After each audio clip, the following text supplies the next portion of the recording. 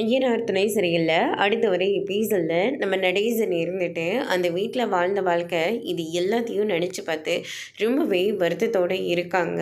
ஒரே நிமிஷத்துக்குள்ளே அந்த வீட்டை பூட்டி சீல் வச்சிட்டாங்களே, நம்மளையும் உள்ளே போக விட மாட்டேன்றாங்களே, இவங்களாம் மனுஷ ஜென்மங்க தானா அப்படின்னு சொல்லிட்டு ரொம்பவே கோவத்தில் இருக்காங்க. அதுக்கு அடுத்ததாக பார்த்திங்கன்னா எங்கே நடேசன் மறுபடியும் வீட்டுக்கு போய் பிரச்சனை பண்ணிடுவாரோ அப்படின்னு சொல்லிட்டு சேரின்னு இருந்துட்டு விடாமல் நடேசனை பார்த்துக்கிட்டே இருக்காங்க. அப்பா படுங்க வாங்க அப்படின்ற மாதிரி சொல்லிக்கிட்டு இருக்காங்க. எனக்கு இங்கே படுத்தாலும் தூக்கமே வராது, என்னுடைய பேலஸில் போய் படுத்தா மட்டும்தான் எனக்கு தூக்கமே வரும். ஏதோ போனால் போட்டுன்னு சொல்லி உங்களுக்காக ஒரு நாள் இருந்தேன். என்னாலலாம் இதுக்கு மேலே இந்த வீட்டிலலாம் இருக்கவே முடியாது.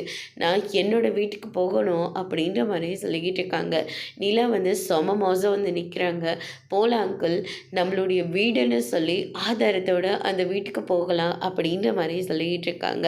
அந்த பொருள் எங்கே இருக்குன்னே தெரியல, அது வரைக்கும் இங்கே தங்கிட்டு இருக்கவும் முடியாதுமா.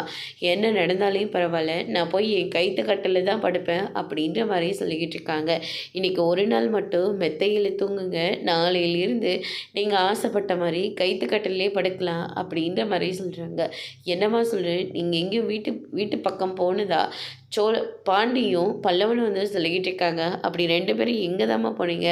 இதோ இதை எடுக்கிறதுக்காக தான் போயிருந்தோம் அப்படின்னு சொல்லிட்டு அந்த டாக்குமெண்ட்டை நடேசன் கிட்ட கொடுத்து படிக்க சொல்கிறாங்க. அதோடு இன்னைக்கான பிரமோ முடிச்சிருக்காங்க.